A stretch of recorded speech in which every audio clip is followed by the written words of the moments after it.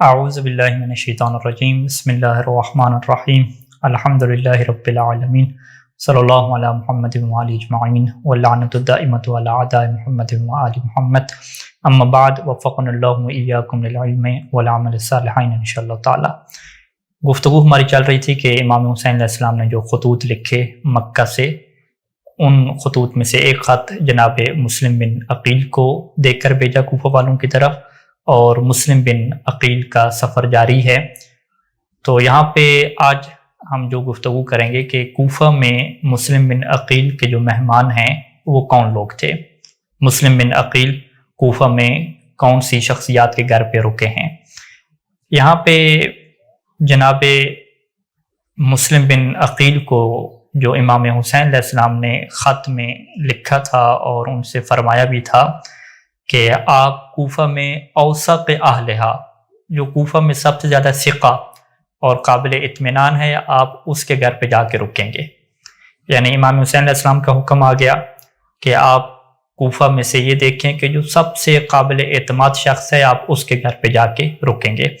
تو لہٰذا اسی وجہ سے یہ بات بڑی اہمیت کی حامل ہے کہ خاندان اہل بیت کے لوگ کون سے افراد کو کوفہ میں سب سے زیادہ قابل اعتماد سمجھتے تھے۔ یہاں پہ ہمارے سامنے دو اقوال آتے ہیں اور اختلاف آتا ہے کہ ایک قول کے مطابق جناب مسلم بن عقیل مسلم بن اوسجہ کے گھر پہ رکے ہیں، اور اس قول کو ابن کثیر نے اپنی تاریخ میں ذکر کیا ہے۔ فَلَمَّا دَخَلَ الْكُوفَةَ نَزَلَ عَلَى رَجُلٍ يُقَالُ لَهُ مسلم بن اوسجہ الاسدی، کہ جب کوفہ میں آپ داخل ہوئے تو ایک مرد کے گھر پہ رکے اور جس کو مسلم بن اوسجہ الاسدی کہتے ہیں۔ مسلم بن اوسجہ الاسدی یہ شہدائے کربلا میں سے ہیں، اور کربلا میں جب امام حسین علیہ السلام نے عاشور کی رات اپنے اصحاب سے یہ فرمایا تھا کہ تم چلے جاؤ، تو اس وقت ہر صحابی نے اپنی اپنی محبت کا اظہار کیا۔ تو وہاں پہ مسلم بن اوسجہ کے جو الفاظ تاریخ میں نقل فرمائے کہ آپ نے یہ فرمایا تھا کہ اللہ کی قسم اے فرزند رسول، میں آپ کو چھوڑ کے کبھی نہیں جاؤں گا، میں آپ کے دشمنوں کے سینوں کے اندر اپنا نیزہ گھساؤں گا اور اپنی تلوار سے انہیں ماروں گا جب تک میرے ہاتھ سلامت ہیں، جب تک میرے ہاتھ میں نیزہ ہے، اور اگر میرے پاس کوئی اسلحہ بھی نہ رہا تو میں آپ کے دشمنوں کے اوپر پتھر سے حملہ کروں گا اور پتھر سے انہیں جو ہے وہ ماروں گا، حتی اموت معک، یہاں تک کہ میں آپ کے ساتھ شہید ہو جاؤں۔ تو یہ مسلم بن اوسجہ ہیں کہ جو شہدائے کربلا میں سے شمار ہوتے ہیں، جنہوں نے امام حسین علیہ السلام کی خاطر کربلا میں اپنی جان نچھاور فرمائی ہے۔ تو یہ ابن کثیر کا پہلا قول ہو گیا کہ آپ کوفہ میں مسلم بن اوسجہ کے گھر پہ رہے۔ جو دوسرا قول ہے کہ جسے شیخ مفید علیہ الرحمہ نے نقل فرمایا کہ حتی دخل الکوفۃ فنزل فی دار المختار بن ابی عبید،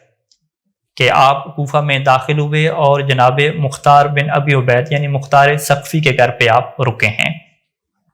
وَهِيَ الَّتِي تُدْعَى الْيَوْمَ دَارَ سلم بن مسیب، اس گھر کو سلم بن مسیب کے نام سے یاد کیا جاتا تھا۔ وَأَقْبَلَتِ الشِّيَّةُ تَخْتَلِفُ إِلَيْهِ، اور شیعہ جو ہے وہ جتنے بھی کوفہ میں تھے وہ آپ کی طرف آنے لگے۔ جب بھی شیعوں کی جماعت وہاں پہ جمع ہوتی تو قرأ علیہم کتاب الحسین بن علی، تو جناب مسلم ان کو امام حسین علیہ السلام کا خط پڑھ کے سناتے تھے۔ وہم یبکون، وہ سارے کے سارے روتے تھے۔ وبایعہ الناس، اور لوگوں نے جو ہے مسلم کی وہاں پہ بیعت کی، یہاں تک کہ 18,000 جو لوگ تھے انہوں نے وہاں پہ مسلم کی بیعت کی۔ تو یہ سارے کا سارا جناب مختار بن ثقفی کے گھر پہ ہوتا رہا، اور اس بات کو شیخ مفید علیہ الرحمہ نے لکھا ہے۔ اب یہاں پہ ماہرین نے جب اس بات کا تجزیہ کیا کہ جناب مختار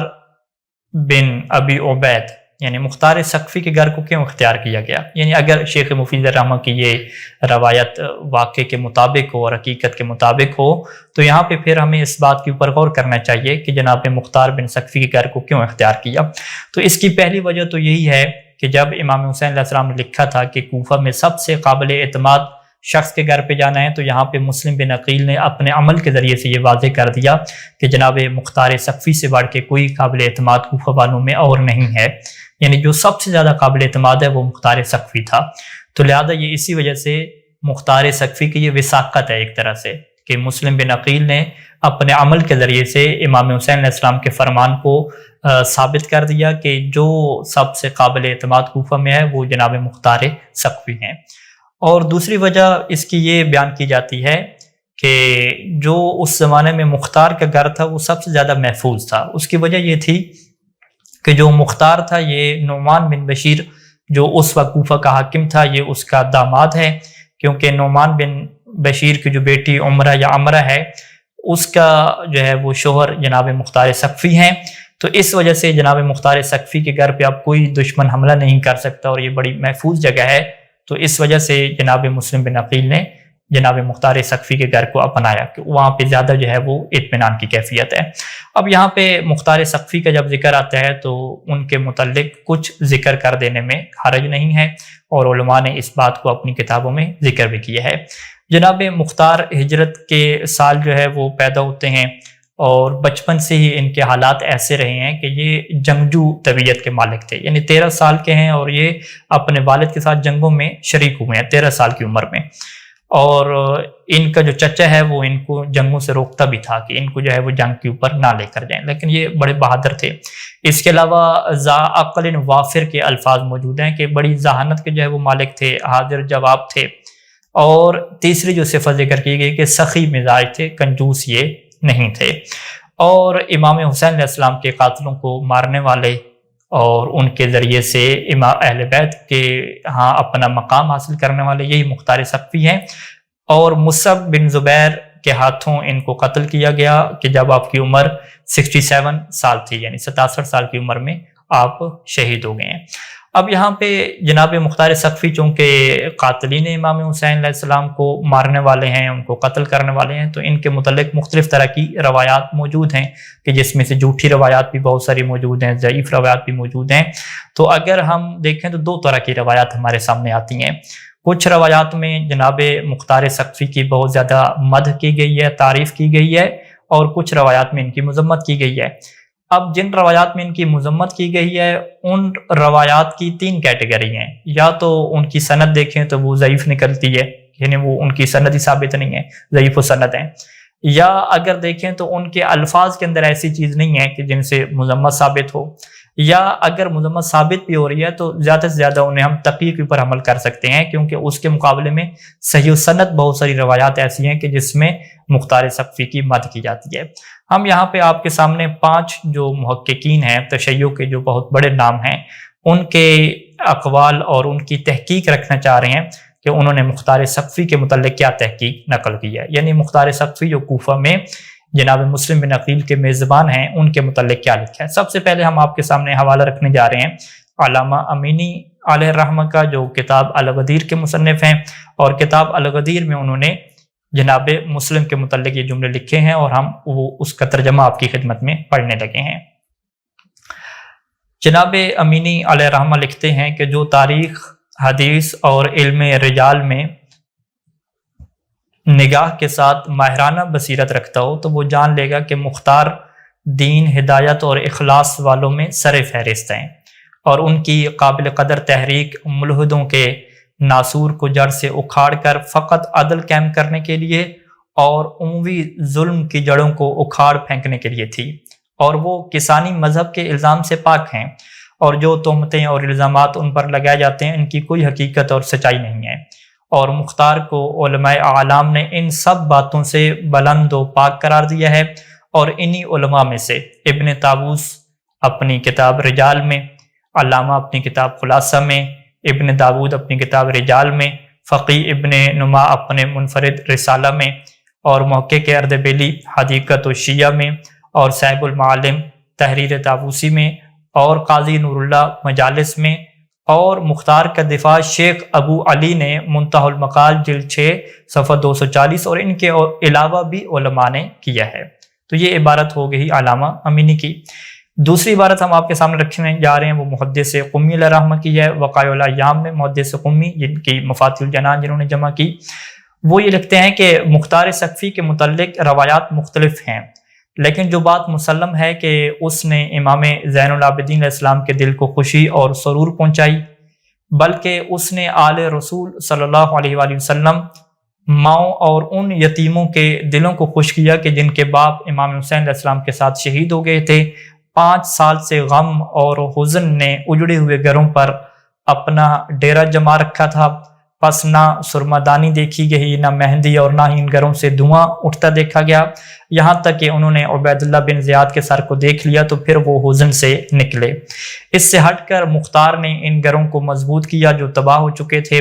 اور مظلومین کے گھروں میں تحائف بھیجے۔ پس مختار کے لیے مبارکبادی ہو کہ اس نے اپنے اس کام کے ذریعے رسول اللہ صلی اللہ علیہ وآلہ وسلم کے اہل بیت مطہرین کے دلوں میں خوشی کو داخل کیا۔ تو یہ مدح کے کلمات آگے جناب محدث قمی علیہ رحمہ کی طرف سے، اور فقہا کے استاد الفقہا فقیہ سید خوئی علیہ رحمہ کا ہم بیان اب آپ کے سامنے رکھنے جا رہے ہیں، جو ان کی کتاب معجم رجال الحدیث سے ہے، جس کا ترجمہ جو ہے وہ اس طرح سے ہے کہ مختار کی حالت کے اچھے ہونے کے متعلق یہی کافی ہے کہ اس نے قاتلان حسین کو قتل کر کے اہل بیت علیہ السلام کے دلوں کو مسرور کیا ہے، اور یہ اہل بیت علیہ السلام کے لیے کی گئی وہ عظیم خدمت ہے کہ جس پر اہل بیت علیہ السلام کی طرف سے جزا کا مستحق ٹھہر جاتا ہے۔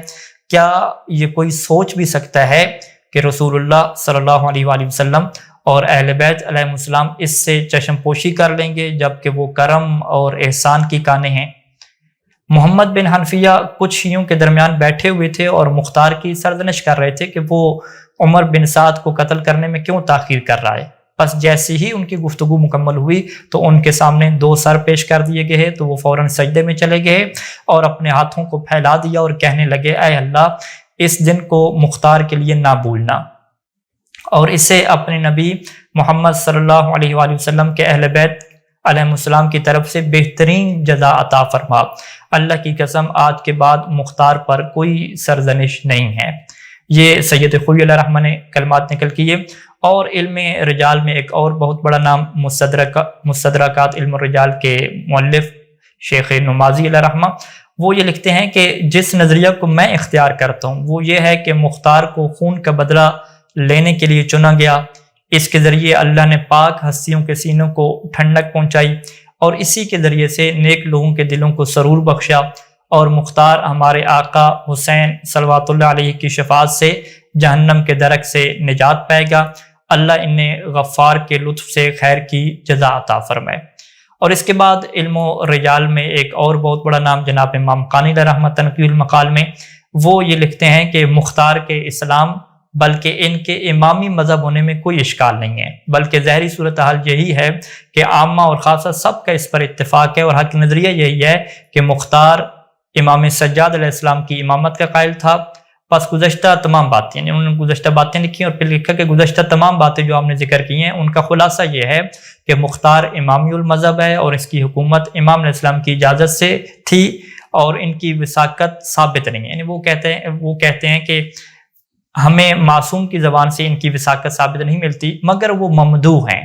ایسی مدح کہ جس میں وہ حسن لوگوں کی فہرست میں شامل ہو جاتے ہیں۔ اور ہم آپ کی خدمت میں شروع میں بیان کر چکے ہیں کہ جب امام حسین علیہ السلام نے جناب مسلم بن عقیل سے یہ فرمایا تھا کہ اوثق اہلہا، کہ جو کوفہ کے سب سے ثقہ لوگ ہیں ان کے گھر پہ رہنا، تو جناب مسلم بن عقیل کا مختار کے گھر پہ قیام کرنا ان کی وثاقت کو ثابت کر دیتا ہے۔